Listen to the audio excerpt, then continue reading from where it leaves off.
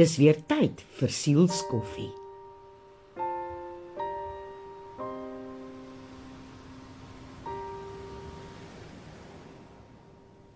Ek het 'n storie.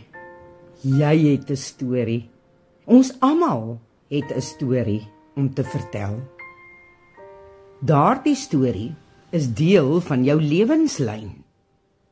Dit kom al die pad met jou saam, van die dag van jou geboorte af.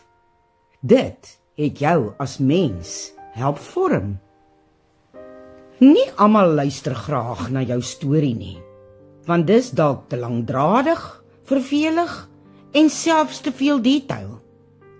Die ding is, 'n storie is gekoppel aan die rede hoekom jy so graag jou storie vertel.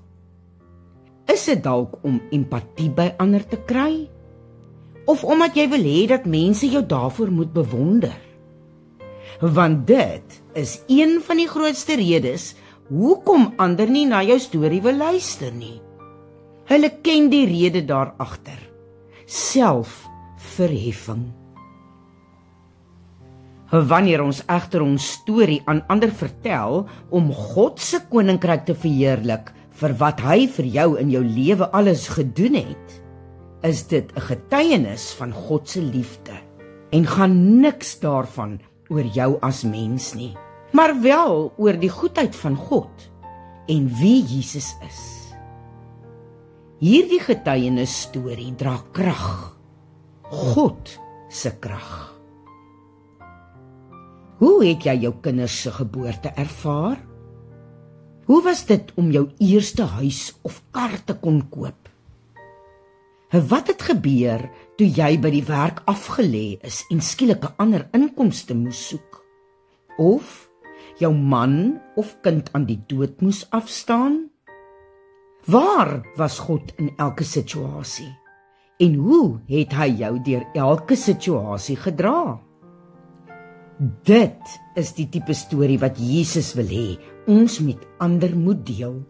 Want dit is hy wat ons uit hierdie situasies red met goedheid en guns, soos net hy kan.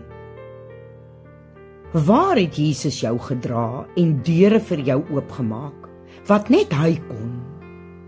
Jy weet, daar is sekere dinge waar jy besef dat dit slegs God kon wees wat dit vir jou kon doen, want daar is geen ander verduideliking daarvoor nie. Dit noem jy 'n wonderwerk, want jy wonder hoe dit werk, dat jy deur daardie noue ontkoming lewendig anderkant kon uitstap.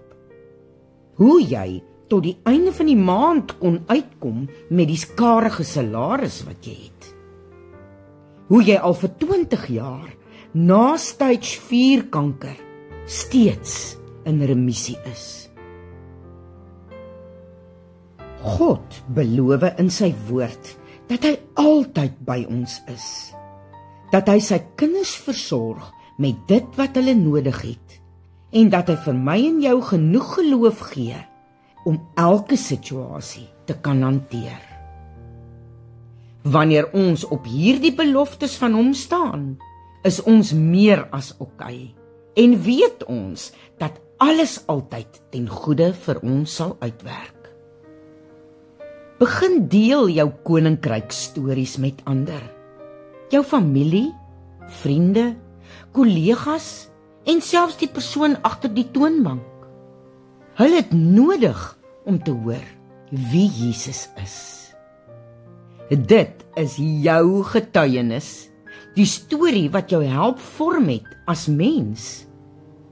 Vind die aanknopingspunt sodat die ander een sal wil luister, omdat dit nie oor jou gaan nie, maar om Christus te verheerlik.